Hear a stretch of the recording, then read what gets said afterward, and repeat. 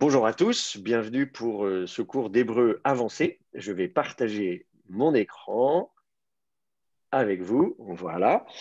Nous avons donc, lors des premières séances, travaillé sur le manuscrit 1Q22 et donc on en était arrivé à la fin de la ligne 4 et au début de la ligne 5. Alors je vais remettre à l'écran ces deux lignes pour que vous puissiez qu'on puisse se rafraîchir la mémoire. Donc, je vais rappeler qu'on est donc sur 1Q22, colonne 1. Et donc, du coup, hop, je vais faire un petit copier-coller. Très bien. En essayant d'écrire un peu plus gros. Alors, je rappelle là où on en était. Donc, il était question des fils d'Israël, et donc on avait Divrei HaTorah, donc les paroles de l'instruction, Asher Tziviti, que j'ai ordonné, Otra, à toi, Behar Sinai, sur le mont Sinaï, les Tzavot, pour les ordonner, pour ordonner à eux, hein, les Tzavot Otam, ou les ordonner, non, Otam, c'est les paroles pour, je ne sais pas comment dire, pour commander, c'est donc les fameux Divrei Torah, ces paroles, Beoznehem, à leurs oreilles. Et puis ensuite, on avait donc la difficulté après de être hakol, et on disait il y a un problème, puisqu'on a déjà le otam avant, qui est déjà l'objet du verbe, donc on aura un deuxième objet de verbe. On s'était dit que c'était un petit peu compliqué, et que donc il valait probablement mieux s'arrêter là, et de considérer être hakol comme étant l'objet du verbe qui suit. Puisqu'évidemment, on n'a pas de ponctuation du texte pour nous aider, donc c'est à nous de savoir quand est-ce que la phrase s'arrête et quand est-ce que la phrase suivante commence. Et donc, le mieux est probablement de commencer donc une nouvelle phrase par et hakol, et on va voir si ça marche. Et puis après, il y avait effectivement le hetev ou hetiv qui suit, dont on disait que c'était le verbe être bon, oifil, et que ça pouvait être, alors évidemment on a hésité, savoir si c'était un infinitif ou un impératif, mais que comme on avait déjà eu un impératif auparavant, on se dit c'est peut-être pas absurde que ce soit de nouveau un impératif. Voilà à peu près où on en était rendu. Ça va pour vous?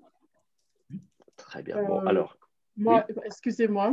Oui. En fait, j'avais une question sur la ligne 2, Oui.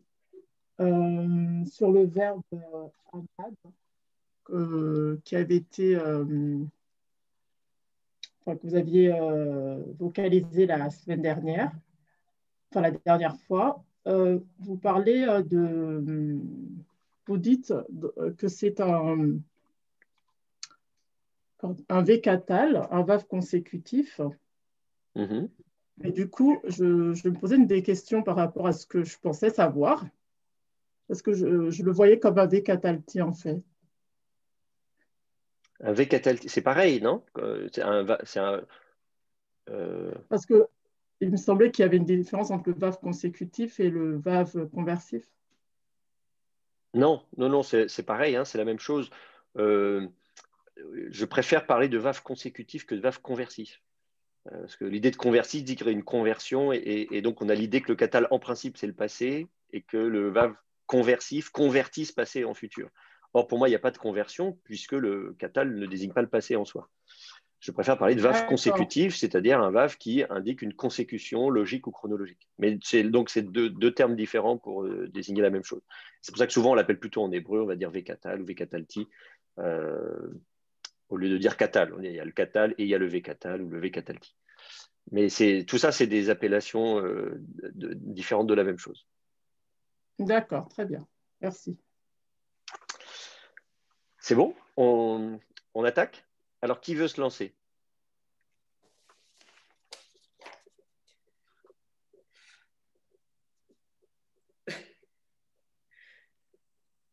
J'aimerais bien tenter, mais il faudra m'aider parce que, bon, Oui, bien sûr, ben, on est là pour ça. Hein. il me manque beaucoup de choses.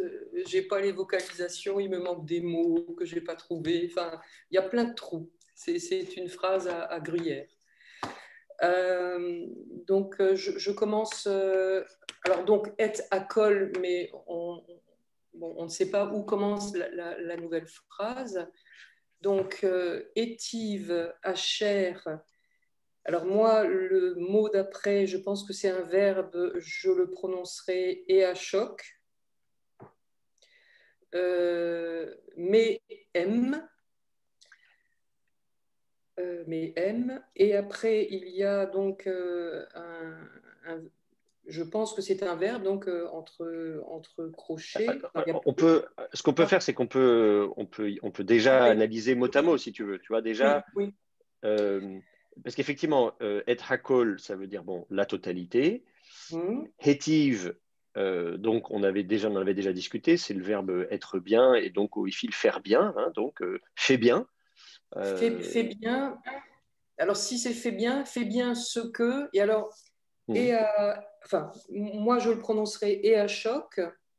Parce que je pense que c'est le verbe ein, shin, kof, qui veut dire à la fois se disputer ou opprimer, mais alors j'ai du mal à voir le rapport avec le reste, ou alors c'est pas du tout ce verbe-là. Euh, et alors pourquoi je dis et enfin que le aleph, je le prononce et parce que je me dis que ça pourrait être un iktol, mais voilà, j'ai. Oui, oui, oui, très bien. Alors, Je sais pas effectivement, si Jean-Paul, je sais pas si Jean-Paul t'avait trouvé quelque chose. Non, j'avais raisonné pareil, c'est-à-dire j'en faisais un ictol. Oui, Effectivement, ça serait alors à ce moment-là à choc. Je mettrais un patard sous le aleph, oui. oui, sous le aleph, parce que la deuxième est une gutturale. Et Hum, donc, elle aurait un patard, hum. patard. Et tu as aussi trouvé que ça voulait dire se disputer ou Oui, opprimer? c'est ça, faire du tort, opprimer. Alors, effectivement, et je trouve que ça vient comme un cheveu sur la soupe. Et j'ai cherché d'autres sens à ce mot-là et j'en trouve pas. Hum. et, effectivement, donc, alors, on va regarder la morphologie et puis après on discutera, on discutera du sens, effectivement. Alors, au niveau de la morphologie, effectivement, vous avez. Attendez, il faut que je tape ça sur mon ordinateur.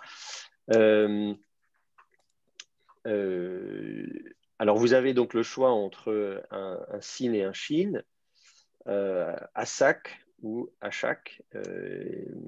Donc, effectivement, ça va dépendre de ce que vous allez, lire. Mais bon, alors, bref, au niveau de la morphologie, effectivement, c'est un verbe au yiktol. C'est-à-dire, on le voit bien, vous avez la racine, ayin, shin et kof. Vous avez la préformante aleph, qui est la préformante de la première personne du singulier, et donc le vav ici, qui est une mère de lecture du kal, hein, en l'occurrence yiktol, donc ektol, tiktol, tiktoli, yiktol. Donc on se dit, tiens, effectivement, ça devrait être un première personne du singulier, ektol. Donc si je vocalise, ça fait e choc, un truc comme ça. Évidemment, le ayin va poser problème puisque c'est une gutturale et donc avoir avoir un cheval qui est sans qui plus est sous une gutturale, évidemment, ça ne va pas beaucoup plaire. Du coup, ce qu'on va voir, c'est que on va vouloir colorer ce cheval. Et alors, du coup, la couleur qu'on va lui donner, ça va être un A. Donc, effectivement, on va mettre un Khatef Patar. Et parce qu'on va mettre un Khatef Patar, on va vouloir mettre la même couleur. Alors, Cela dit, on n'est pas obligé de mettre c'est pour ça que je dis ça va dépendre. En fait. Vous allez avoir plusieurs possibilités. Soit vous colorez avec un Hatef Patar et ça va vous faire du coup A à soc ou A à choc. Soit au contraire, vous dites, bah non, puisque j'ai justement un Ségol ici, je vais mettre un Hatef Ségol. Et vous allez avoir et choc ou et soc. Alors en fait, concrètement, ce qu'on observe, on peut trouver les deux, mais le plus fréquent, je pense, moi, de ce que j'ai vu, c'est que c'est un Ségol suivi d'un Hatef Ségol.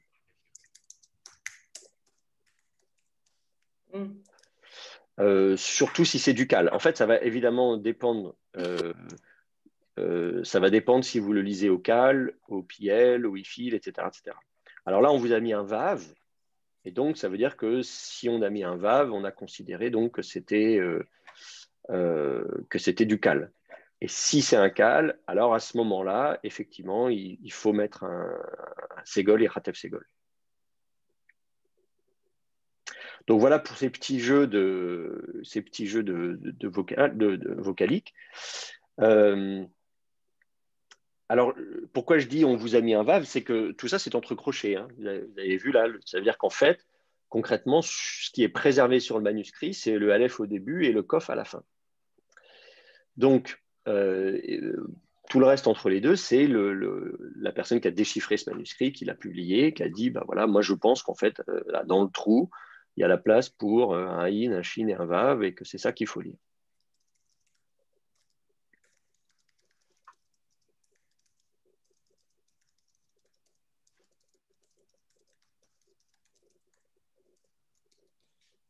Alors du coup, effectivement, c'est un petit peu surprenant parce que quand vous regardez votre dictionnaire, maintenant, si on regarde un petit peu la racine, on a cette notion d'opprimé, quelque chose comme ça. Par exemple, dans Lévitique 5, verset 21, où est-ce que je vais vous montrer ça? Attendez. Lévitique 5, 21, je vais vous montrer ça à l'écran. Je vais afficher la tobe à côté. Hop, attendez. Vous voyez dans Lévitique 5, 21, vous avez ici le verbe achak. Et donc, il est question donc d'une âme, d'un individu qui va pécher. Du coup, qu'est-ce qu'on fait? Alors, on dit voilà, qu'il va mentir, etc., etc. Et alors, et là, on nous dit, voilà, donc, ou bien, donc il y a différentes choses hein, qu'il fait qui ne sont pas bonnes, et une de ces choses, ou bien, achak et amito, qui donc va opprimer ou exploiter son prochain, son compatriote, comme dit la Tobe. Donc, on se dit, dans ce contexte-là, effectivement, de dire il faut bien exploiter tout ce que j'exploite d'eux, ça n'a pas beaucoup de sens.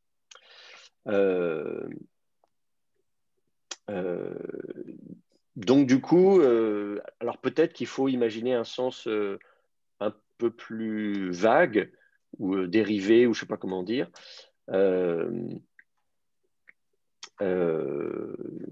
avec peut-être l'idée d'exiger quelque chose comme ça, vous voyez.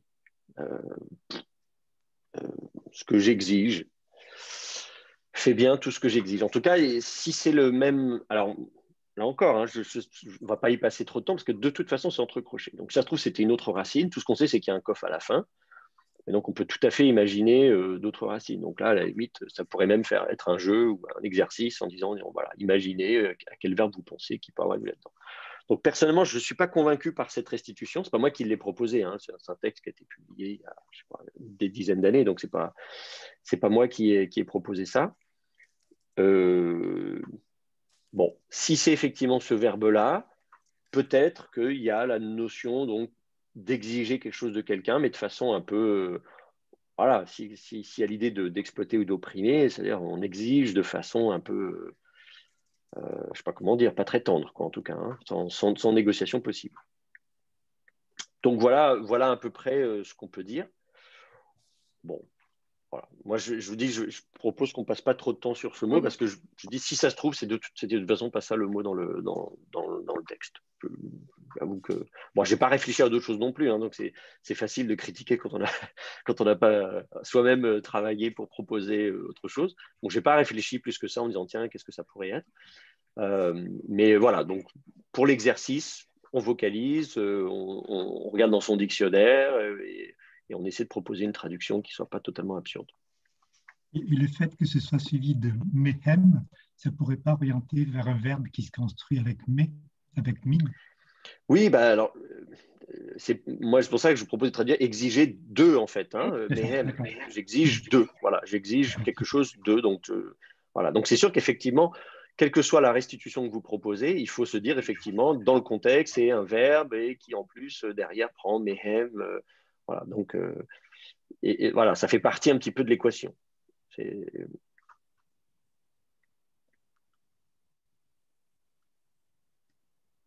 Alors, mehem, du coup, comment vous vocalisez? Je vocalise. J'aurais tendance à mettre un dagesh dans le même, puisqu'il perd son noun. Alors, c'est la préposition min, effectivement, mais quand le noun est assimilé, il est assimilé par la lettre qui suit. Okay, donc c'est pas le même qui aurait un dagesh oui. Dans tous les cas. Donc, ce serait le he qui aurait un dagesh. Oui, et le. Oui. Donc, serré, ségol. Donc, voilà, normalement, c'est min, effectivement, c'est la préposition min. Hein, c'est donc min plus hem. Normalement, le noun devrait être assimilé, on devrait mettre un dagesh dans la consonne qui suit. On devrait faire mihem, quelque chose comme ça. Sauf qu'on ne peut pas mettre de dagesh dans le he. Oui. Il y a un déplacement compensatoire. Au lieu d'avoir un rirek, on met un serré. Donc, mehem.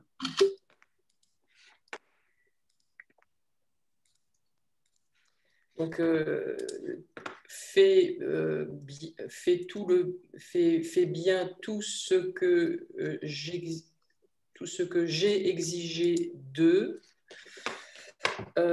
Et après, donc, il y a ce verbe. Donc, j'ai eu du mal à le trouver, mais j'ai l'impression que c'est la racine aïn, vav, dalet. Et par contre, pour la signification, parce que je suis allée sur un dictionnaire des racines bibliques, et alors bon, quand on...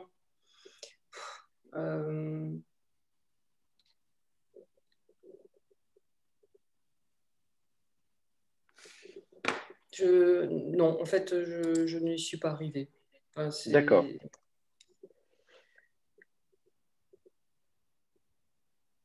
Alors, du coup, effectivement, au niveau de la racine, c'est sûr qu'il y a un aïn et un dalet. Ça, tu vois, on reconnaît assez bien. Ça, c'est sûr que ça ne peut pas être des préformantes, des postformantes. Bon. Devant, effectivement, alors c'est un peu compliqué parce qu'on se dit, est-ce que le he pourrait faire partie de la racine? Ce serait he, aïn, dalet. Ou bien est-ce que le he est une préformante? Tout comme on avait le he avant du ifil ici. Est-ce que ça pourrait être le he du ifil également? Et puis, il y a une finale avec une finale haute, quelque chose comme ça.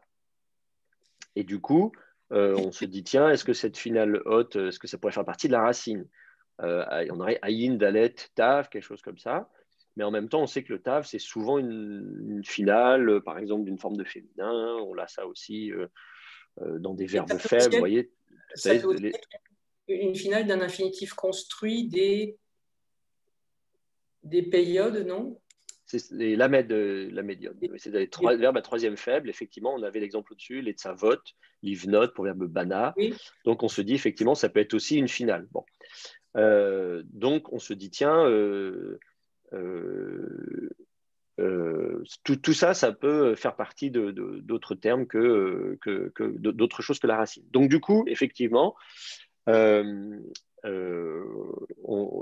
a plusieurs options. Et là, c'est un peu compliqué parce que, alors effectivement, la racine, c'est probablement l'idée de témoigner. Donc le verbe ayin vav dalet, effectivement, qui est un verbe concave qu'on retrouve assez souvent dans la Bible, et en plus au ifil. Donc on se dit, tiens, c'est pas mal, témoigne, c'est très bien. Alors ce qui est surprenant du coup, c'est cette finale hot, elle ne colle pas très bien parce que du coup, c'est pas un verbe troisième faible. Alors maintenant, derrière le tav, il y a un he derrière. Alors ce he, c'est une mère de lecture. Et donc on se dit, en fait, ce tav, c'est peut-être pas la finale haute d'un infinitif construit d'une troisième faible, puisque justement le verbe en l'occurrence, c'est pas une troisième faible. Est-ce que ça pourrait être le ta de la deuxième masculin singulier? Parce qu'on l'a déjà eu aussi plus haut dans le texte. Hein. Tout à l'heure, justement, quand on parlait de ce vav consécutif à la ligne 2, voilà, on a vu, il lui parle, et tu feras ceci, tu feras cela. Donc on se dit, est-ce que ça pourrait pas être un vécatal avec un vav consécutif? À ce moment-là, ce serait une finale ta. Donc, et du coup, effectivement, se pose la question de comment on conjugue ce verbe, le verbe od, oud, donc ayin vav dalet, oifil, disons que au katal ou au vékatal. Et là, on se rend compte effectivement qu'il se conjugue en fait avec une voyelle de liaison. Quand on met le ti, ta, etc., bien en fait, au lieu de faire haed, ti, haed, ta, on peut avoir une voyelle de liaison entre les deux. Donc, haedota.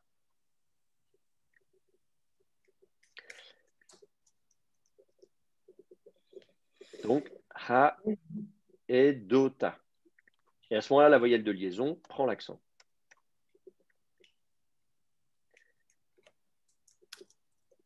Vous voyez? Et donc là, à ce moment-là, on dit, OK, j'ai le verbe témoigner, oifil, donc oifil, c'est faire témoigner, haed, et au lieu d'avoir haeta, on met une voyelle de liaison o, haedota. Et puis le vav, la conjonction coordination, on lui met juste un petit schwa, on est content.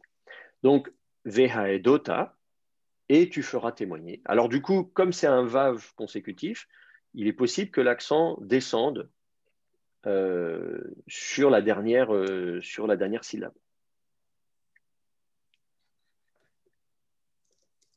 Évidemment, c'est difficile à savoir. Et puis tout ça, en plus, c'est entre crochets, donc tout ça, c'est largement hypothétique. Bon, enfin, voilà, on fait un petit exercice de linguistique.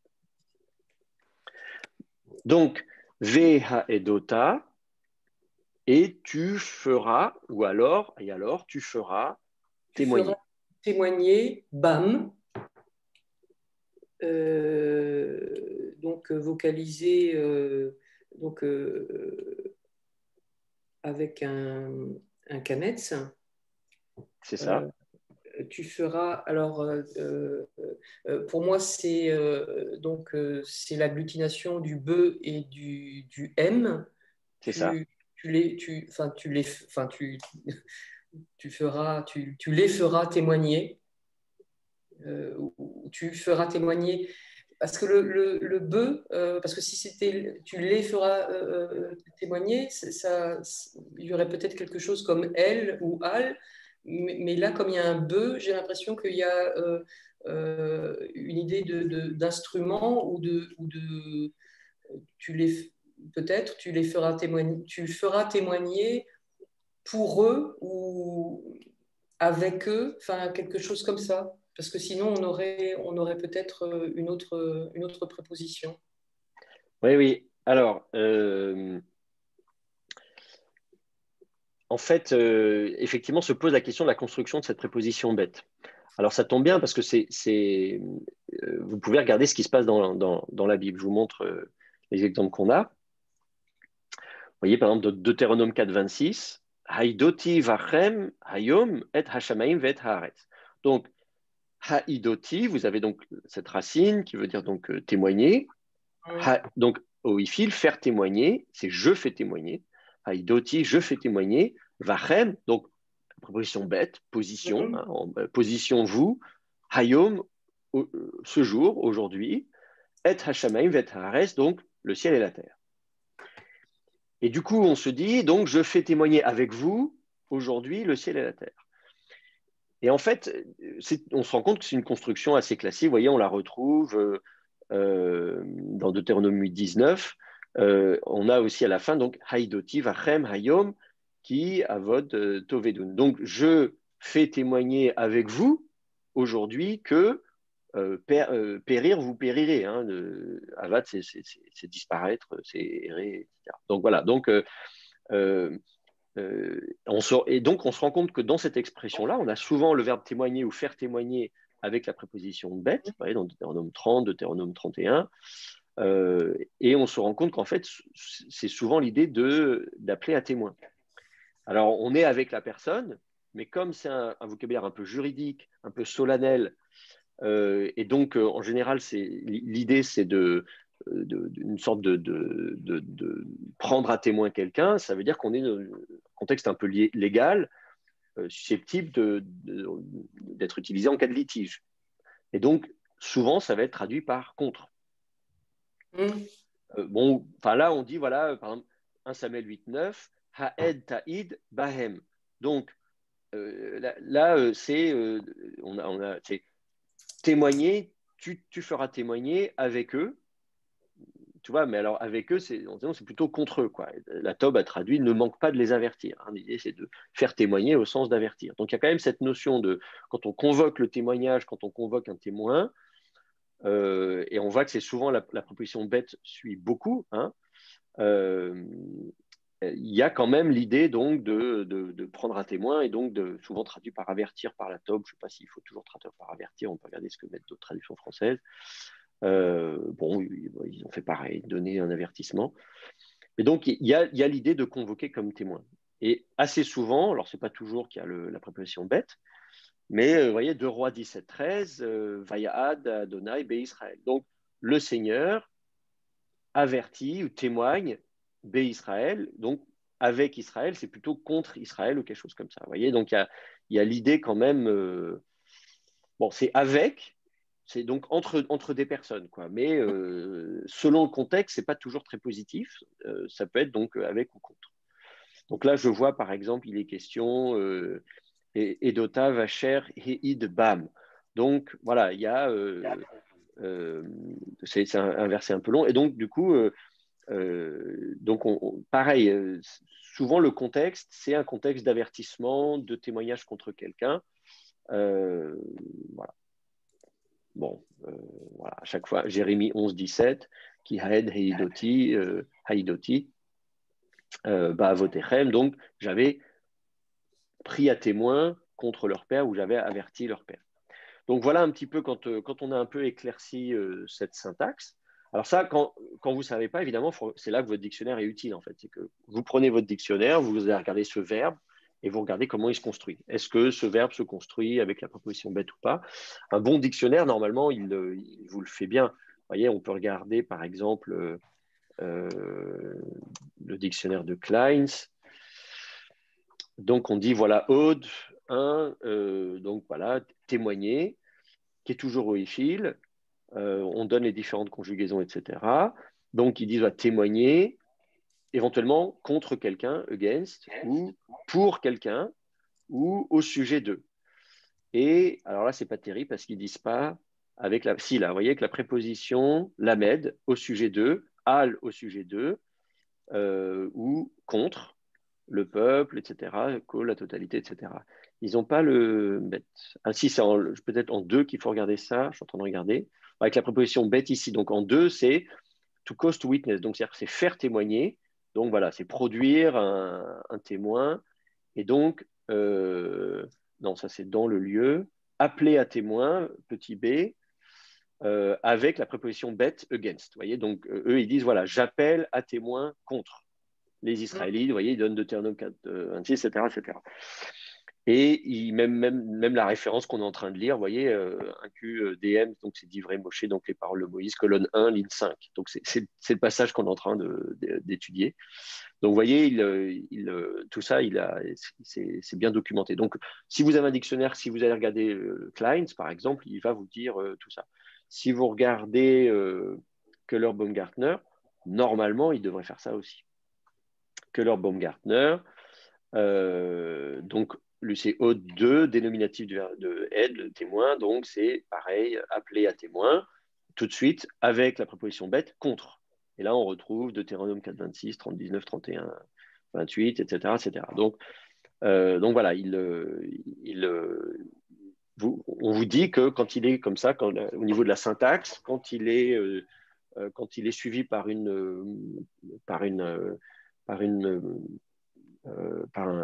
un objet indirect ou introduit par la préposition bête, à ce moment-là, il s'agit donc le côté un peu adversatif, quoi. Donc ici, vous pouvez traduire tu feras témoigner contre eux. Oui, et donc la suite me semble plus. J'arrive maintenant à comprendre la suite. Tu feras témoigner contre eux. Donc, donc vocalisé, enfin un tiré sous le Aleph. Donc, ça annonce un COD. Et le COD est en deux parties. Hashamaim, Ve'et, Haaretz. Tu feras témoigner contre eux les cieux et la terre. Mm-hmm. Très bien. Et alors, tu vocalises ça comment? Alors, je le vocalise, donc Hashamaim, je le vocalise, donc un pata sous le Aleph, un kametz sous le shin, un pata sous le mem et un rirek sous le yod. Ve'et, donc d'abord un shva, ensuite un tséré sous le Aleph. Et puis Haaretz, donc un kamet sous le He, un kamet sous le Aleph et un ségol sous le Resh. Très bien. Alors, c'est très bien, il manque 2-3 petites choses. Hashamaim, il manque le dagage dans le shin. Oui. Donc, normalement, on met un dagage dans la consonne qui suit. Il y a le point du shin aussi, pour dire que c'est un shin et pas un sin. Shamaim, alors, c'est une finale de duel. Et donc, sur la finale de duel, le chirek, en fait, n'est pas une vraie voyelle. C'est une façon d'articuler la diphtongue, en fait. C'est aïm, shaim. Et donc, du coup, il ne prend pas l'accent, comme quand vous avez un ségolé. Donc, l'accent est sur le A. Shamaim. Donc, voilà. Et hashamaim, ve et haaretz. Très bien. Alors, sur aretz, pareil, c'est un ségolé, eretz. Donc, le ségol, en fait, n'est pas une vraie voyelle, donc il ne prend pas l'accent. Donc, on va dire haaretz. Donc, tu feras témoigner contre eux le ciel et la terre. Et on a vu qu'en fait, c'est une formule qu'on retrouve à plusieurs reprises dans la Bible. Très bien, très bien. Bon, et ben, c'est pas mal. Des questions? On continue? Pas de questions? Oui.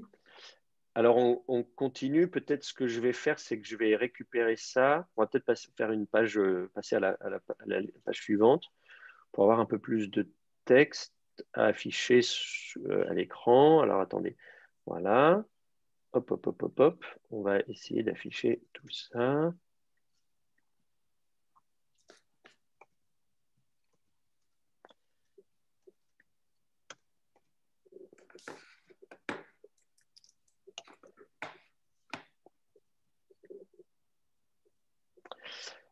OK. Qui veut prendre le relais?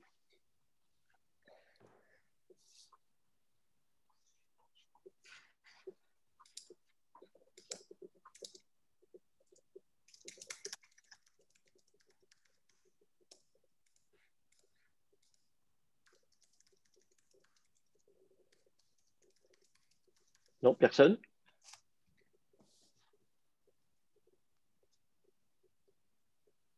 Il faut que je désigne quelqu'un. Ah, allez, Jean-Paul. Alors, qui, l'eau, il y a à vous, ou yé et vous, Ka'acher, si viti, otam, je fais au fur et à mesure. Oui, oui, on peut déjà s'arrêter là. Kilo. Alors j'ai hésité si c'était kilo ou kilou. Si, s'ils n'aimeront pas, yé et vous, KHR Tiviti, quand j'ai ordonné au TAM à eux, au TAM. Très bien, mais on peut Oui. déjà on peut essayer de vocaliser ça et puis de voir. Alors qui, c'est donc un kaf avec un dagesh et un Y et yod. Et l'eau, je pense c'est lamed, vav, olam, aleph.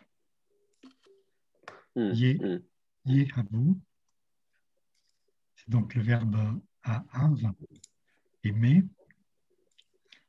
Et donc c'est un yiktol, troisième personne masculin pluriel, que je vocaliserai donc tséré sous le yod, tséré sous le aleph,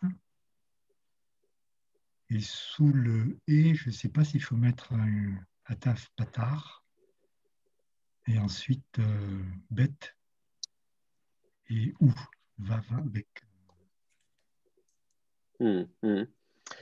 Alors, regardons ça ensemble. Au début, il n'y a pas trop de problème. Qu'est-ce que je peux vous dire? Ma foi, kilo. Alors, oui, vous disiez peut-être loup. Loup, on n'attendrait pas d'avoir un aleph à la fin. Si on avait la medvav, on pourrait effectivement vocaliser loup. Mais en plus, c'est quand même assez rare, alors que des lots, des négations, il y en a à l'appel. Donc, quand on voit l'eau, en plus devant un verbe, on se dit, bon, c'est plutôt la négation. J'ai une question à ce sujet. Oui. Dans le texte, il y a beaucoup de vaves chaque fois qu'il y a un mot. Est-ce que c'est vous qui les avez mis ou est-ce que c'était l'habitude d'écrire comme ça? Oui, non, alors c'est pas moi, non, c'est pas moi qui les ai mis, c'est comme ça dans le manuscrit. D'accord. Parce qu'effectivement, dans les textes massorétiques, il y en a beaucoup moins. C'est ça, dans le texte massorétique, il y a beaucoup moins de mères de lecture. On l'a vu même le ta tout à l'heure régulièrement quand on a un katal, deuxième masculin singulier, avec la finale ta. Dans le texte massorétique, la plupart du temps, c'est tav kametz et pas de mère de lecture. Et là, on a souvent un he comme mère de lecture. Donc, effectivement, ici, dans ce manuscrit, il y a plus de mères de lecture que dans le texte massorétique. Et ce n'est pas le seul cas. Hein. Dans les manuscrits de la mer morte, c'est assez fréquent qu'il y ait pas mal de mères de lecture. Et ça aide effectivement, de fait d'avoir ce vav ici, ça aide à vocaliser. Donc, qui introduit donc la complétive, hein, que, parce que, etc. C'est une complétive ou une causale. C'est que, c'est parce que, l'eau, négation, et ensuite le verbe ahav, on reconnaît effectivement c'est bien le verbe aimer, avec une préformante iode et une postformante vav, donc c'est troisième masculin pluriel. Il n'aime pas. Reste la question de la vocalisation. Alors on n'est pas loin, c'est-à-dire effectivement il y a plusieurs problèmes, il y a le aleph et le he qui posent problème. Normalement si c'est du yiktol, ça devrait faire yi et puis un shva. Yi, hevu, quelque chose comme ça, yiktelu. Évidemment, tout ça, ça ne va pas être possible. Alors, pour ce qui est effectivement du aleph avec le shva, soit le aleph va devenir complètement quiescent, soit on va colorer le shva. Et à ce moment-là, quitte à colorer le shva, on va essayer de le colorer de telle manière qu'on ait la couleur. Alors, bien sûr, ils aiment le son A, donc on aurait pu imaginer de colorer avec un khatef patar. Ça arrive parfois. Mais en l'occurrence, la couleur qui se rapproche le plus du chirek, c'est le tséré. C'est le ségol, je veux dire.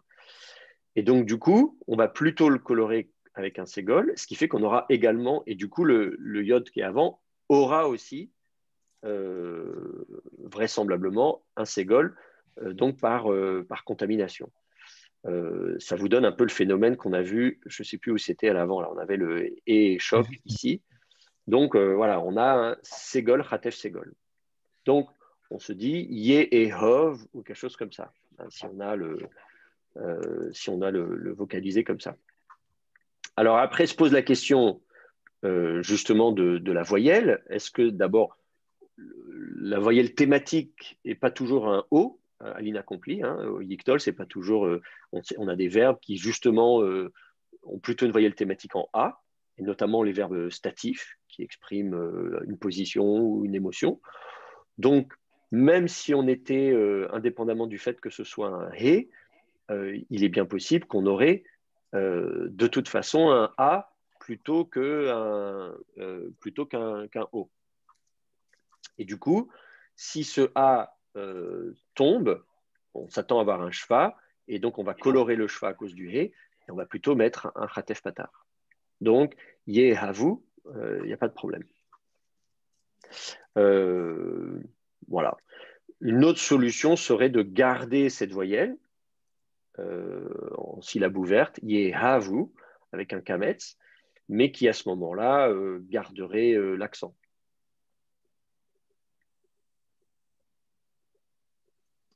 On a ça notamment, voilà, on peut imaginer des formes posales, etc. Mais sinon, en contexte, c'est plutôt un ratef patar. Donc, il n'aime pas, voilà, parce que il n'aime pas. Kacher. Alors Kacher, ça serait vocalisé kaf avec un patar. Et Asher, donc Ataf Patar sous le Aleph et un Ségol sous le Shin. Très bien. Effectivement. Peut-être pas de Dagesh dans le Kaf. Oui, effectivement. Ça suit une voyelle, c'est ça? C'est ça, voilà. Yehavu se termine par une voyelle ou. Donc, si on lit les deux mots à l'affilée, Yehavu Hacher.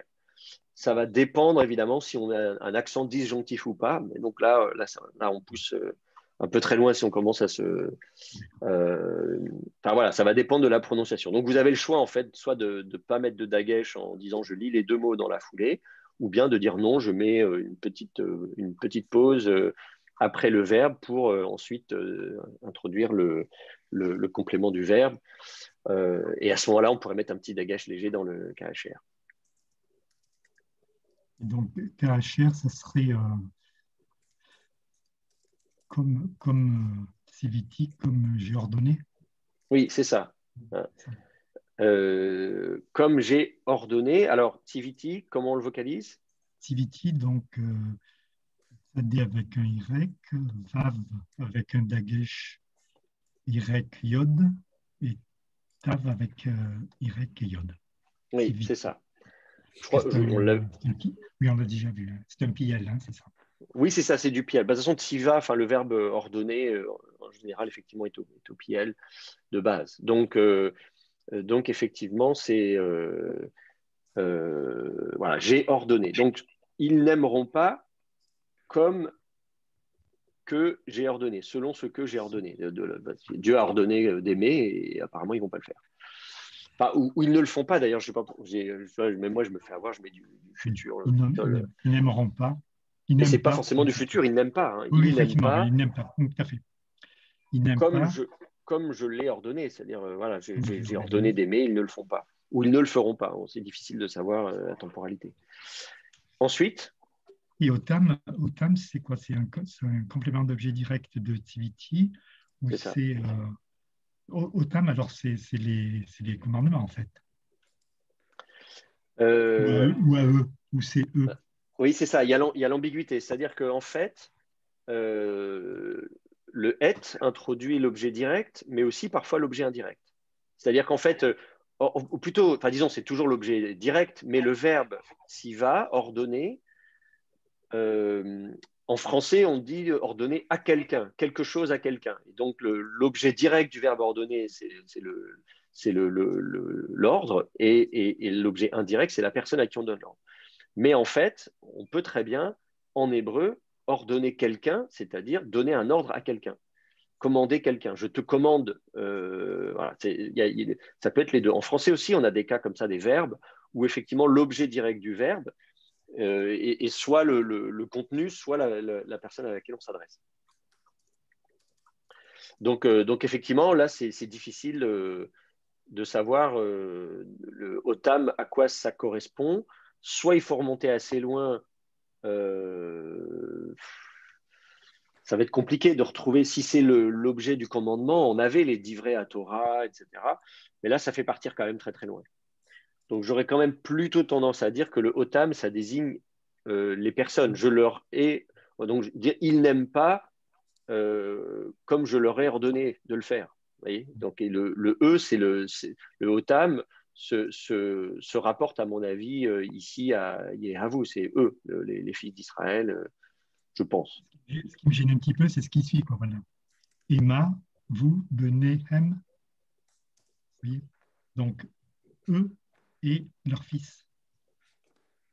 C'est pour ça que ça me gênait un petit peu. Enfin, moi, je le vois comme ça. Oui. Que j'ai ordonné à eux et à leur fils, c'est ça?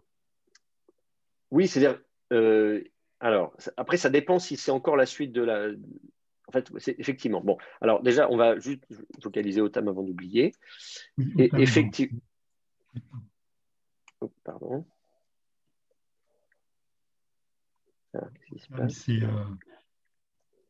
Vav Olam et Kametz sous le Tav. Le problème, c'est que, admettons que OTAM soit les commandements, hein, selon ce que j'ai commandé, ces commandements, ou les commandements, le OTAM se réfère aux commandements. À ce moment-là, si c'est à eux et à leurs enfants, qui serait l'objet indirect, à ce moment-là, il manque une préposition devant. Il y aurait une préposition. Il faudrait un lamed, ou une proposition lamed, ou proposition elle, pour eux, et etc., ou à eux et à leurs enfants. Or là, on a juste hemma. Donc, ça peut difficilement être l'objet indirect.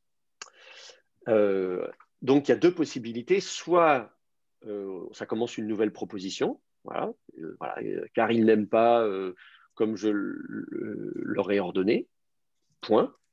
Et ensuite, eux et leurs enfants, et puis là, il faut voir si on trouve quelque chose d'autre, il faut trouver un sujet, etc. Mais voilà. L'autre solution, c'est de dire qu'en fait, cette expression eux et leurs enfants vient développer le OTAM. Il y aurait une virgule. Enfin, une virgule. Position. Oui, la position. Je leur ai ordonné, virgule, à eux et à leurs enfants. Enfin, eux et leurs enfants. C'est ça, c'est ça. Voilà, je vous ai je leur ai ordonné, eux et leurs enfants, etc., etc. Donc, l'ordre les concerne eux et concerne leurs enfants. Voilà, c'est le fait de dire eux et leurs enfants, c'est une façon de dire, pas juste ponctuellement une fois, mais peut-être eux et leurs enfants, c'est-à-dire voilà. Donc, j'ai une question. Oui. Est-ce que les éditeurs, là, comme celui-ci, est-ce qu'il y a des éditeurs qui choisissent de rajouter des accents conjonctifs ou disjonctifs pour aider la lecture, ou ça n'existe jamais? Alors, on vocalise pas. On vocalise pas le texte. Vous voyez ce que je veux dire? En fait, moi, je le fais avec vous comme exercice, mais ça peut arriver de publier quand même.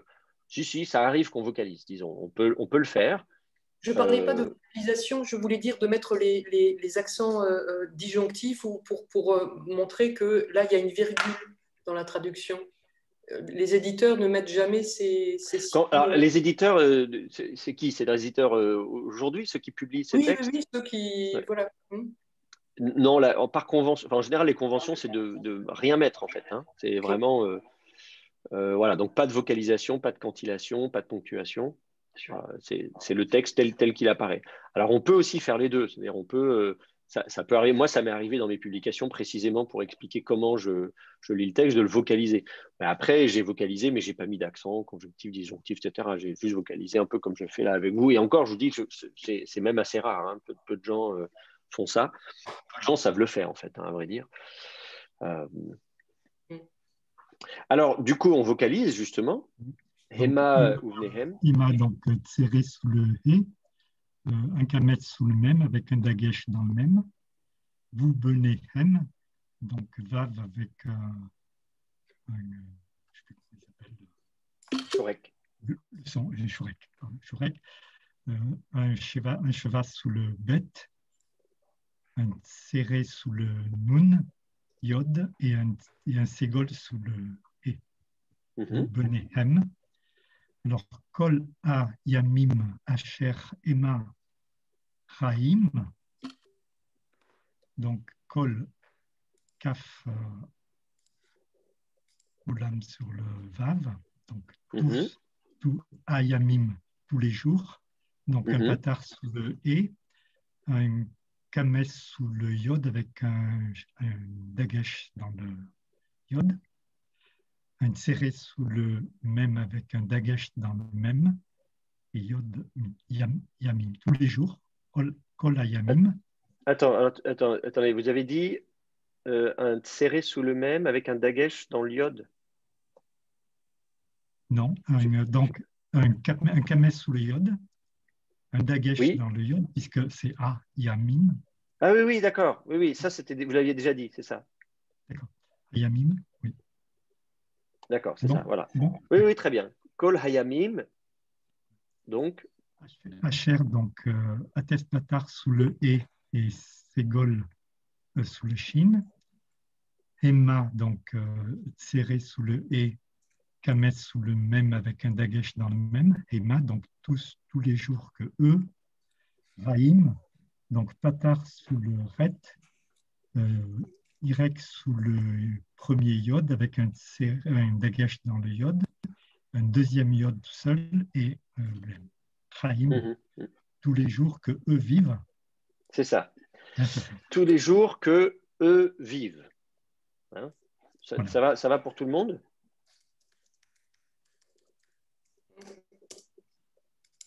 Ok, c'est pas très, très compliqué là, hein, je pense. Oui. Al-Hadama, donc que tous les jours eux vivent sur la terre. Donc Al, c'est patar sous le Aïn. Hadama, donc il y a un patar sous le E. Ataf patar sous le Aleph. Et ensuite, il y a deux patars sous le Dalet et le même. Adama. Des kametz. C'est des kametz, oui. Moi, je mettrais des kametz. Adama. Donc, Adama, c'est sur la terre. La terre, c'est ça. Hein, Adama, c'est la terre.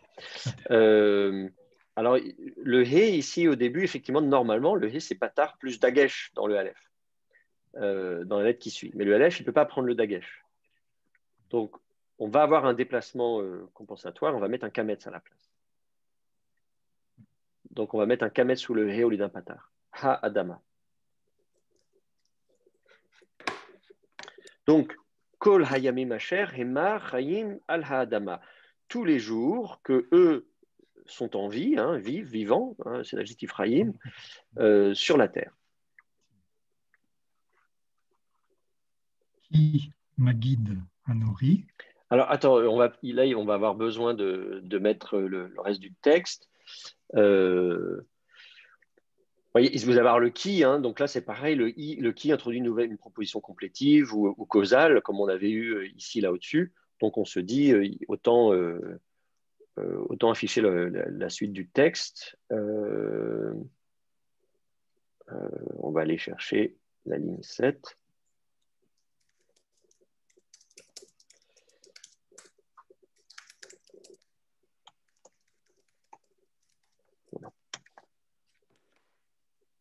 Attendez, mince.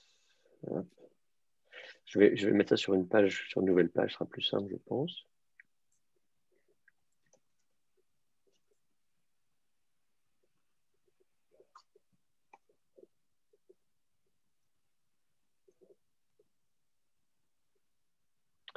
Voilà.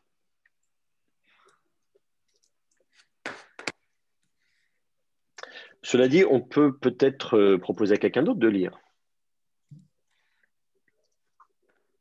Est-ce que quelqu'un d'autre a envie de lire le texte, de s'y essayer?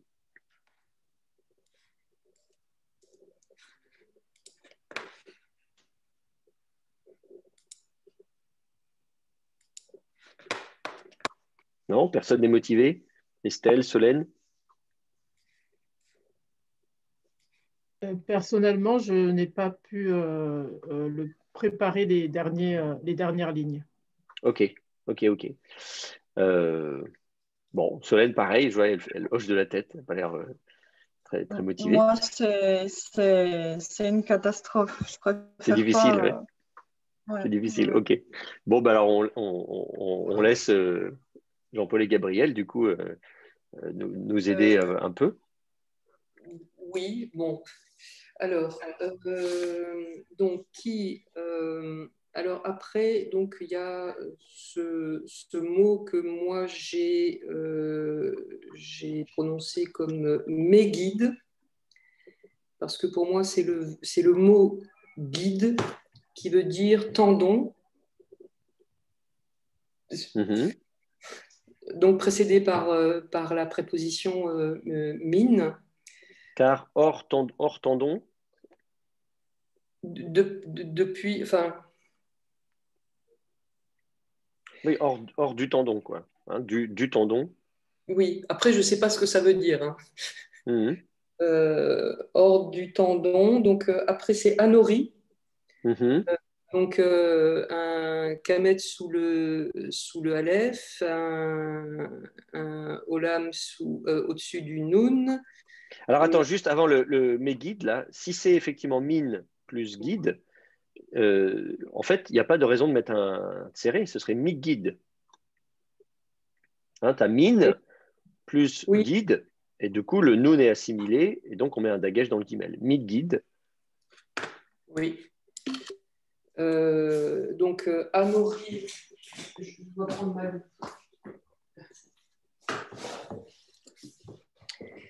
Donc, anori, donc un kamet sous le aleph, un olam au-dessus du noun et un rirek sous le kaf. Mm-hmm.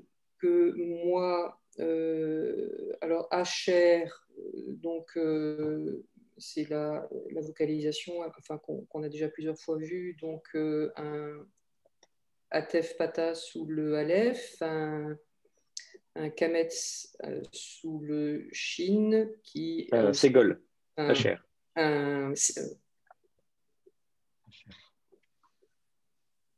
Oui. Un ségol et le point à droite sur le shin.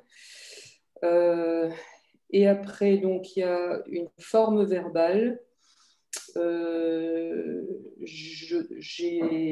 J'ai pensé que ça devait être la racine Aleph Zain Vav, qui veut dire laisser ou partir ou oui, c'est laisser. Ouais. Oui, c'est le verbe laisser. laisser. Azav, c'est le verbe laisser. Donc, effectivement, Azav, on peut laisser, c'est-à-dire abandonner, délaisser ou laisser tomber. Enfin, bref, avec renoncer. le suffixe ni de la première personne, donc du masculin, la première personne commune du masculin. Enfin, la première personne, voilà. Donc, c'est Adonai qui parle. Et du coup, tu traduis ça comment alors? Alors, moi que ils ont abandonné moi. Ok. Moi que ils ont abandonné moi. Alors, ok. Mais alors, que vient faire le tendon dans... Je ne vois pas où mettre les tendons là-dedans. Oui, c'est ça. Voilà. En plus, si tu veux, donc qui, que, mi guide, anochi, moi, que, ils m'ont abandonné.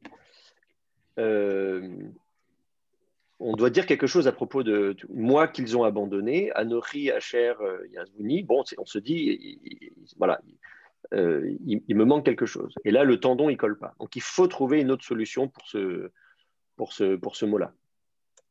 Alors, ça peut être un participe. Ça pourrait être un participe. Très bien. Pourquoi pas? ah oui, oui.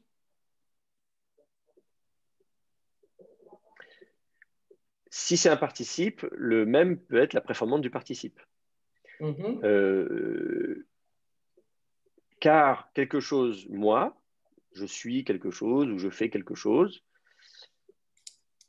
Asher Yazvuni. Bon. Donc, alors du coup, si le même c'est une préformante, se pose quand même la question de ce mot après, là, qu'est-ce que c'est que ce guimel dalet? Quelqu'un a une idée? Moi, j'en ai fait plutôt un substantif. Un substantif, oui, alors pourquoi pas? Et ce serait quoi? Maguide. Maguide, c'est prédicateur. Maguide, prédicateur. Ah oui. En fait, c'est... Oui, en fait, Maguide au sens de prédicateur, en fait, c'est un participe. C'est un participe, oui, c'est ça, c'est un participe ifil. C'est un participe substantivé, c'est ça. Et donc, c'est un participe ifil de quelle racine?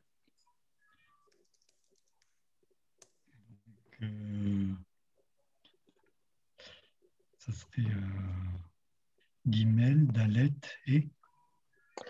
Non, en l'occurrence, si vous regardez même Maguide, vous avez un dagesh dans le guimel. Oui, oui d'accord, c'est un pénoun. C'est un pénoun, en fait. Dans ce dagesh se glisse un noun. C'est manguide. Donc, c'est le verbe nagad. La racine nun gimel dalet. Et la racine nun gimel dalet, ça veut dire raconter, proclamer. C'est pour ça que le maguide, c'est le proclamateur, donc le prédicateur. Vous voyez, c'est celui qui annonce, celui qui... vous voyez, c'est un peu ça l'idée. Oui. Donc, j'annonce, donc, soit on dit, au lieu de dire, bon, qui maguide Anochi, car j'annonce, je déclare, je proclame, Asher, que. Voilà. Oui, car j'annonce, moi, que ils ont abandonné moi. C'est ça, ils m'abandonnent. Alors là, c'est pas forcément du passé. Oui. Il faudra regarder justement dans le contexte quelle est la temporalité. Mais on peut dire effectivement, voilà, selon le contexte, savoir si c'est du passé, du présent ou du futur. Alors du coup, comment on vocalise ce verbe? Alors moi, j'ai commencé à le vocaliser, j'ai mis... alors j'ai commencé à en mettre un atef pata sous le haïn, et donc j'ai mis un pata sous le yod. J'ai mis un olem au-dessus du zayin.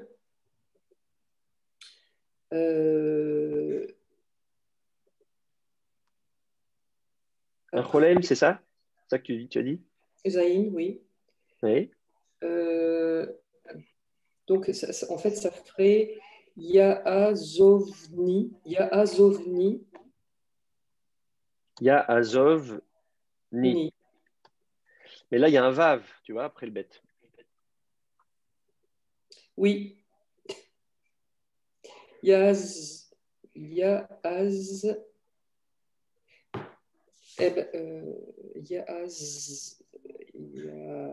Oui. Un chourek. Alors, on va mettre un chourek. Mais à quoi correspond ce ou alors? Pour moi, c'est la troisième du masculin pluriel. Oui, c'est ça. Donc, en fait, c'est comme tu as yiktol, yiktelu. Oui. Et donc, du coup, sous le zayin, il faut mettre un shfa. Yiktelu, ya azvu ni. Alors maintenant, si effectivement, comme yiktelu, la voyelle tombe ici et qu'on met un shfa, bah, on va avoir un problème parce qu'on va avoir deux shfas qui se suivent.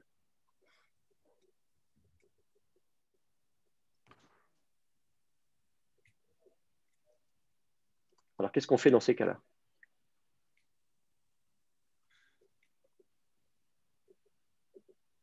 Vous savez ce qui se passe? Taf patar sous le haïn. On a un khatef patar sous l'ayin, mais on a deux shfas qui se suivent. Ça devient un ségol sous le zaïn? Non, non, non. Quand vous avez deux shfas qui se suivent, le premier remonte en voyelle pleine. Oui, c'est ça. Je l'ai mis en pleine. Donc, il faut mettre un patar. Ya azvuni.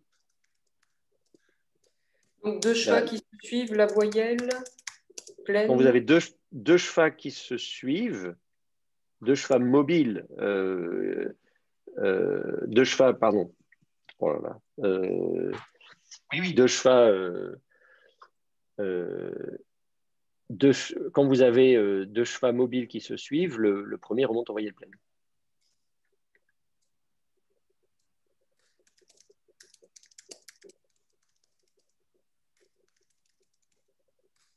Donc là, du coup, au lieu d'avoir un ratef patar sous le haïn, on a un patar. Vous voyez, c'est compliqué. Il y a un peu un effet domino là. Mais là, on est bon. Là, du coup, au niveau de la vocalisation, il y a un tout petit truc, c'est que normalement, le ni à la fin là ne prend pas l'accent. Donc, on va mettre quand vous ajoutez un suffixe de type consonne-voyelle, il ne prend pas l'accent. Donc, normalement, si vous dans la vocalisation basse érotique, on mettrait l'accent sur cette voyelle là. Il y a azvuni. Bon, ça c'est vraiment, ça c'est des petites coquetteries.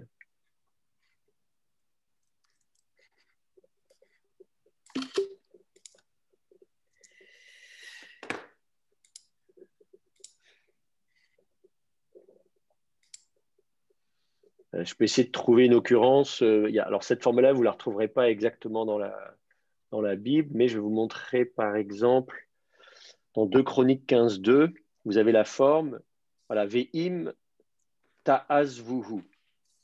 Et si vous, alors ouais, le verbe abandonner, vous abandonnez lui. Si vous l'abandonnez, il y a Azov etrem, il vous abandonnera. Voilà. Donc si vous l'abandonnez, il vous abandonne aussi. Et là, vous avez donc ta'azvuhu. Et vous voyez ce qui se passe ici, c'est donc vous avez bien les deux patars. Alors c'est la deuxième personne et pas la troisième personne, donc c'est pas tout à fait la même conjugaison qu'on a là. Et pareil, le suffixe c'est un hu et c'est pas un ni. Enfin, c'est un peu le même principe. Vous avez un suffixe consonne voyelle, vous avez personne du pluriel. Ta'azvuhu. La différence, et vous avez bien l'accent sous c'est le ou qui est accentué. Ta'azvuhu. Là, il n'y a pas de mère de lecture vav à la fin. Vous avez un kibbutz au lieu d'un shorek. Enfin voilà, vous avez un peu l'idée de ce que ça donne. Alors que normalement, on devrait avoir deux shfas. Vous voyez, vous avez le parallèle au-dessus, tidreshu, ve'im tidreshu, tidreshuhu. Et là, normalement, deux shfas qui se suivent, il n'y a pas de problème. Si le premier est quiescent et le deuxième est mobile, on peut avoir deux shfas qui se suivent. Le problème, c'est quand vous avez deux shfas mobiles qui se suivent. Donc, c'est sûr, hein, tous ces verbes gutturaux, etc., ça nous complique la vie. Je suis bien d'accord avec vous.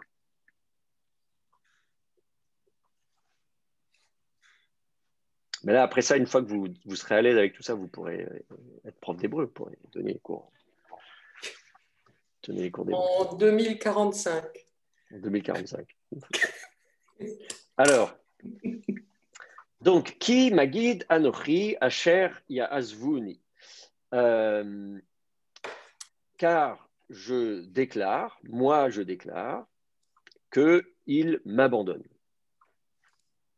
Il me laisse. Ensuite, le mot suivant. Alors, c'est veyalru arar. Donc, c'est le verbe pour moi alar, aller. C'est la troisième personne du masculin pluriel. J'aurais tendance à le vocaliser donc donc un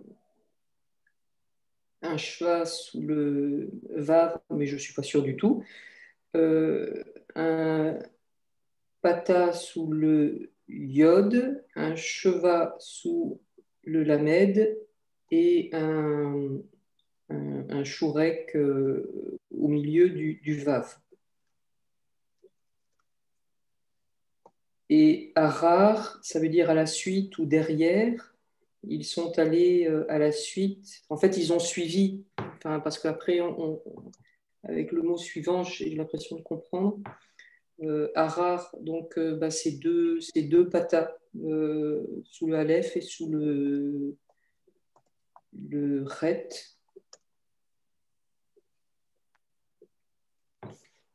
Ok. Très bien, très bien. Alors du coup, au niveau de la vocalisation, il y a le roux. Cette vocalisation, elle me pose problème parce qu'en fait, c'est le verbe halar, comme tu l'as dit, et que donc normalement, il y a un he, et là, on a un yod. Alors ce yod, il correspond à quoi?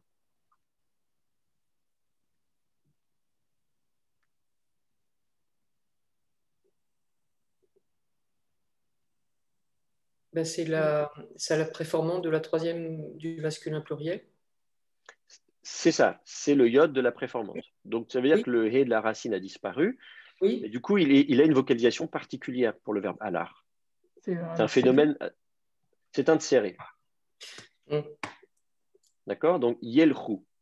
Il faut penser au tséré. C'est vraiment un cas très particulier, le verbe halar, le fait que le he tombe au yiktol et que du coup, on ait un tséré à la place.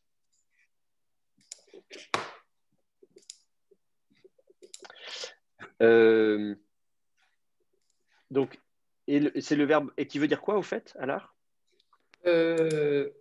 Aller. C'est ça, aller. Donc, ils vont, ils marchent. Mais ça ne change pas la vocalisation du vav?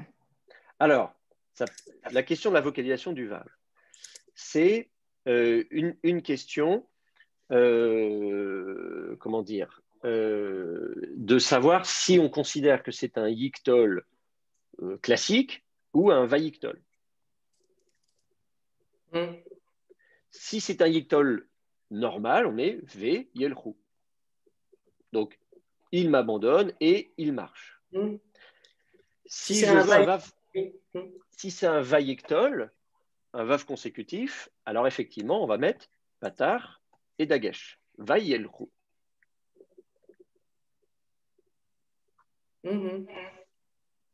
Et donc ça va poser la question de savoir, et du coup, ça induit une temporalité. Si c'est un vayiktol, c'est une succession d'événements dans le passé. Ils m'ont abandonné et ils ont marché.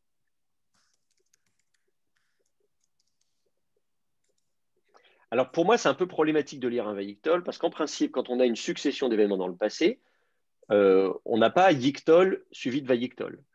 On a katal suivi de vayiktol. Autrement dit, c'est-à-dire que le verbe azav, pourquoi pas, hein, ils m'ont abandonné et ils ont marché. J'aurais voulu avoir un katal. Donc, azvuni vayelchou. Or là, c'est du yiktol.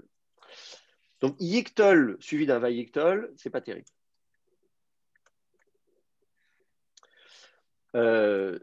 Donc, il m'abandonne et il marche. Alors, si c'est une succession dans le futur, on pourrait imaginer, ils m'abandonneront. Ah, genre, je prophétise, je vous annonce qu'en fait, ils m'abandonneront et ils marcheront. À ce moment-là, le yiktol se comprend très bien, mais derrière, j'attendrai un V-katal, un katal avec vache consécutif.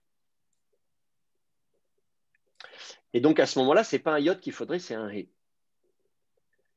Peut-être, tout ça est entre crochets, hein, vous regardez là, tout ce passage-là là, est entre crochets. C'est peut-être bien l'éditeur qui a fait une erreur, et c'est peut-être un he qu'il faut mettre ici. Hein. Si c'est une succession dans le futur, il y a plus de chances qu'on ait eu un he ici, que le texte ait eu un he pour dire, voilà, si c'est du futur, voilà, ils m'abandonneront et ils marcheront. Alors, je ne sais pas ce que l'éditeur, c'est un texte qui a été publié dans les années 50 déjà. Donc, malheureusement, la personne qui a publié ça est morte. Donc, du coup, on ne peut pas lui poser la question.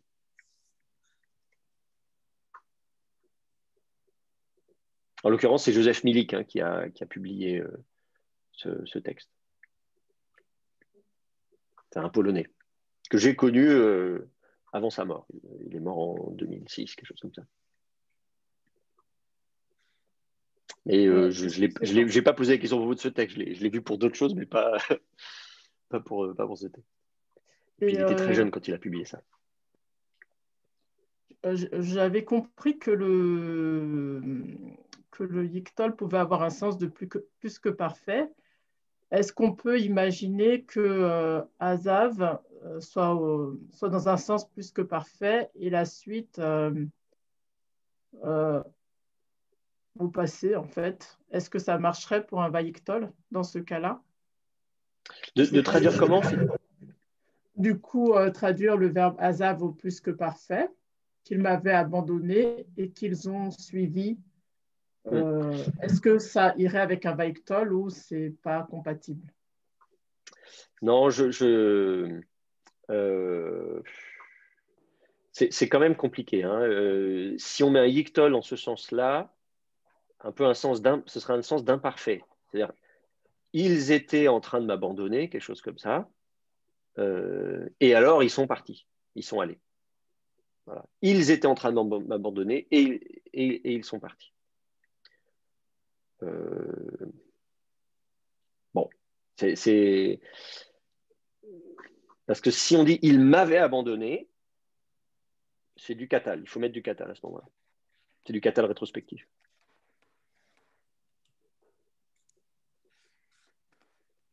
D'accord.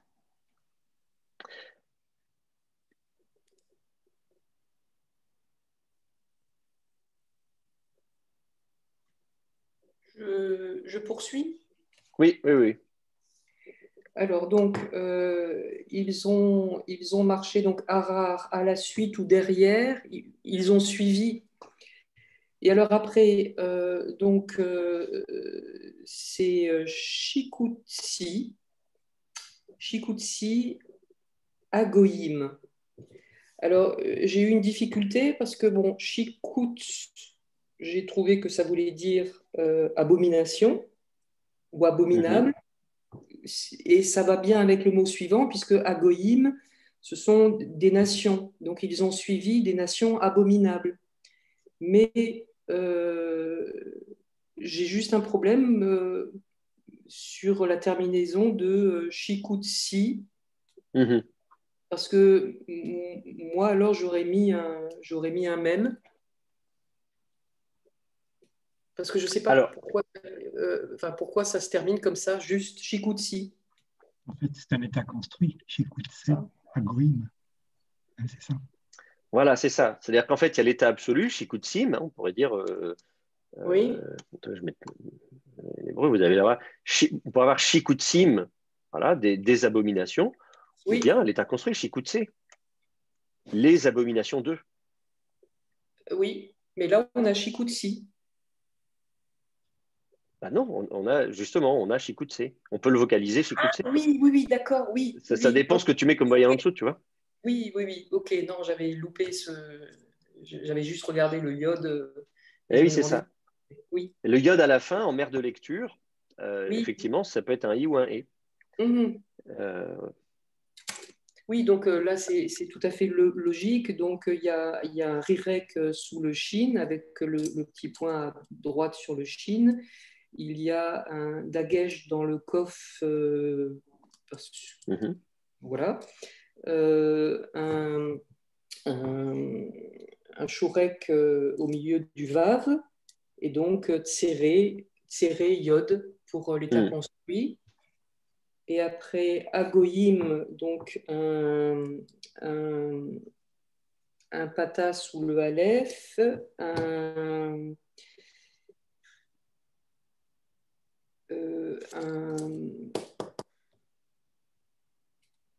un olem sur le vav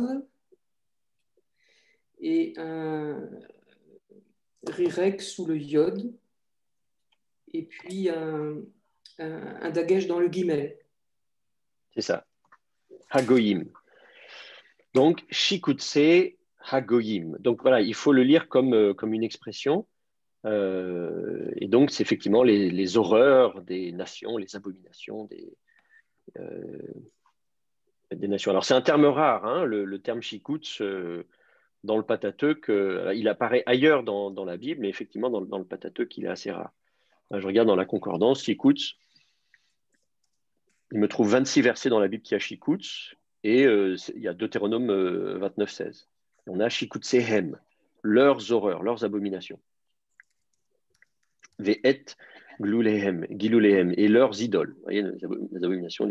Et après, on retrouve effectivement Shikutz qui apparaît à plusieurs reprises dans les rois, et qui sont souvent en contexte. Vous avez aussi ici Gilulim, etc. Ça va souvent de pair avec les idoles. Les idoles et les horreurs et les idoles, etc.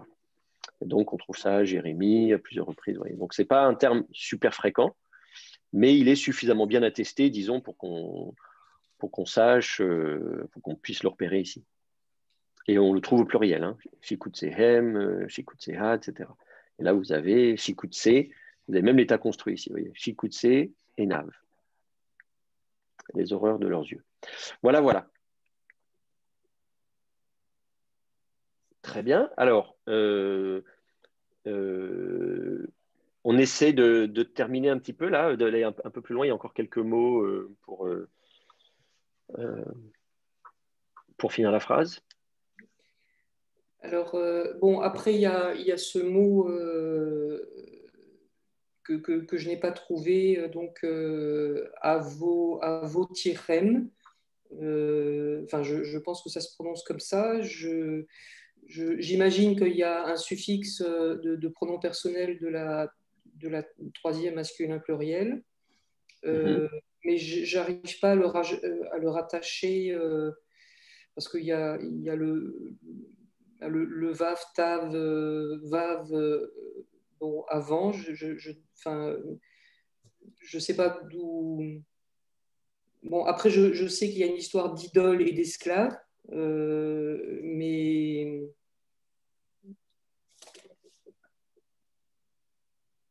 Ouais. Alors, du coup, il faut trouver le terme. Toavothem, c'est un synonyme en fait de Shikutsi. L'abomination. Et là, oui, c'est ça. Toavothem. Toavot. C'est un terme, c'est le terme, voilà, c'est Toavot. En fait, c'est une sorte de synonyme. Ah oui, non, mais j'étais passé à côté. Ok. C'est un terme qui veut dire donc abomination. Au singulier, c'est Toeva.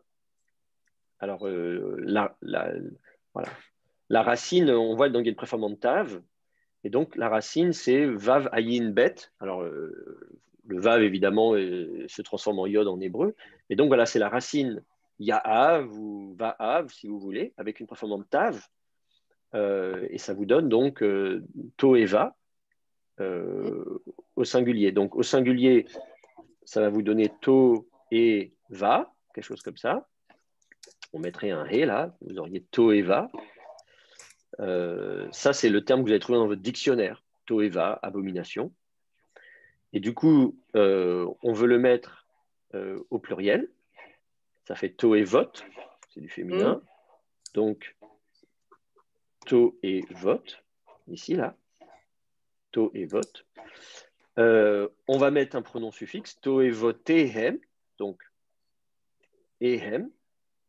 On a l'habitude, comme c'est du pluriel, on met le yod de l'état construit et puis le hem à la fin. Donc, les abominations de eux. Et puis devant, il y a le vav. Oui, donc ils ont suivi des nations abominables et leurs abominations. C'est ça. Okay. Donc, les horreurs, si je ne veux pas traduire abomination dans les deux, il faut dire les horreurs des nations et leurs abominations. Okay. je ne sais pas si on trouve les deux ensemble dans la Bible. On va regarder ça.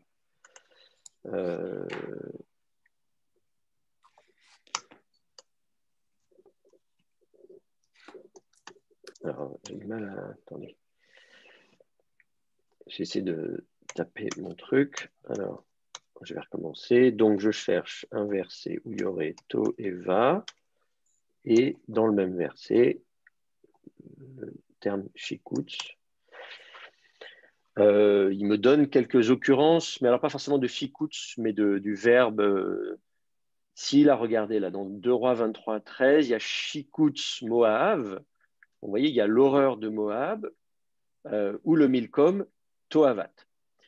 Et donc, vous avez en parallèle, donc c'est un chiasme, hein, vous avez Moab et Milcom. Pardon, pour Kémosh, pardon, l'Irmosh, non, c'est un parallèle droit. Vous avez pour Kémosh, Shikutz Moab, et pour Milcom, l'abomination des fils d'Ammon. Donc, vous avez voilà, une construction bien parallèle. Vous avez le Lamed plus le dieu Kémosh en l'occurrence. Ensuite, vous avez, qu'est-ce qu'on lui donne? Eh bien, Shikutz Moab, avec le terme horreur de Moab, qui est le peuple. Et puis Ammon, c'est les Ammonites, hein, les Moabites et les Ammonites, donc les fils d'Ammon. Et donc, en parallèle de Shikutz, vous avez Toeva. Donc, on les a comme ça. Regardez, Jérémie 16, 18. Shikutsehem, Vetoavotehem. Donc, leurs horreurs et leurs abominations. Donc, vous voyez, on l'a à plusieurs reprises. Voilà, vous l'avez là, et vous avez dans l'autre sens, Ézéchiel 7, 20, Toavotam, Shikutsehem. Donc, vous avez comme ça leurs abominations, leurs horreurs, etc. Donc, on a les deux termes sont ensemble, pas toujours dans le même ordre.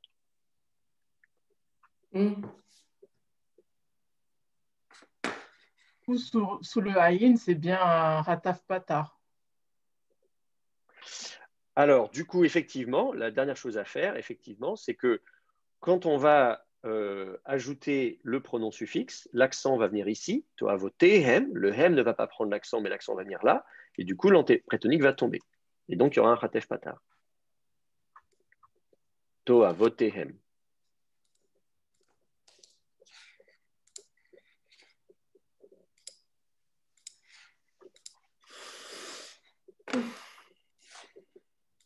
Alors, ça fait des mots un peu longs, hein. C'est sûr que là... on essaie de faire les deux mots qui suivent, comme ça, après, on aura fini la phrase. Oui, et donc après, c'est et leurs horreurs, Ve'arar, donc Ve'arar, Ve'arar, Gilulihem, donc Arar, donc toujours et à la suite, Arar, donc veut le Vav avec un schwa et deux patars qui se suivent sous le Aleph et sous le Ret. Et ensuite Gilulim, donc les idoles à eux, leurs idoles. Donc un rirek sous le guimel avec un dagesh dans le guimel, un dagesh dans le lamed, un shurek dans le vav, gilouli, un rirek sous le lamed et un ségol sous le hé. Alors en fait, ici, évidemment, le pluriel de Giloul, c'est Giloulim, on est bien d'accord, Giloulim, mais un nom au pluriel, quand on va lui mettre un pronom suffixe, il passe à l'état construit. C'est-à-dire que ce n'est pas juste des idoles, c'est les idoles de. Et du coup, c'est Giloulé. Les idoles de, je ne sais pas qui, David, Giloulé David, ou les idoles de eux, Gilouléhem. Et à ce moment-là, on écrit en un seul mot, mais on est quand même passé à l'état construit, on n'est plus à l'état absolu. Donc, il faut mettre Gilouléhem. État construit. Alors, cela dit, je viens de me rendre compte que j'ai dit une bêtise tout à l'heure. Je vous ai dit qu'à voter hem, que le hem ne prenait pas l'accent, mais c'est un suffixe lourd, consonne, voyelle, consonne. Donc, il prend l'accent. Voilà. Mais on ne peut pas faire tomber l'antéprétonique parce que la voyelle est longue. Et donc, du coup, je pense que c'est quand même celle d'avant qui va tomber. Donc, la vocalisation est bonne, mais l'accent descend quand même sur le hem. Et là, c'est pareil. Giloulé, hem, le hem prend l'accent. Suffixe lourd.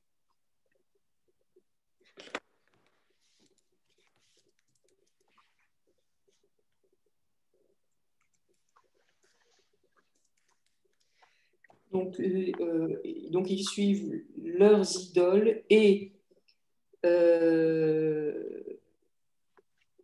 donc c'est le mot éved, le mot esclave. Oui, alors là, on va s'arrêter là, je pense, parce qu'en fait, après, on va commencer une autre phrase. Oui. On va commencer notre phrase.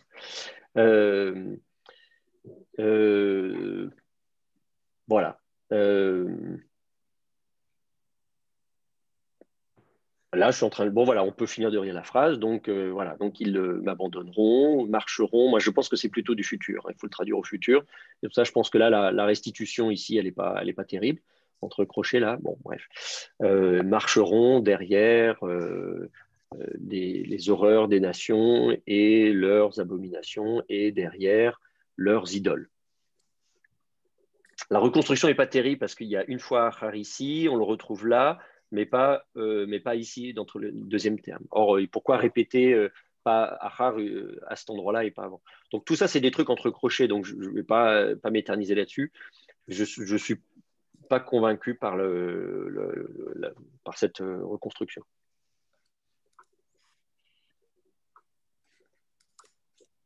Mais sinon, ça va pour vous? Vous vous en sortez? Oui, merci. Bon, alors on va continuer, on va aller un peu plus loin quand même mercredi. Après, la question que je me pose effectivement, c'est au rythme auquel on va, disons, est-ce qu'on va finir tout le texte, je vais donner les 3 pages là. Je sais pas si... Enfin, sinon, on passe tout le cours sur ce texte. Hein. On peut aussi dire, bon, bah voilà, c'est notre texte pour ce semestre. Mais je vais quand même mettre sur Moodle au moins un autre petit texte.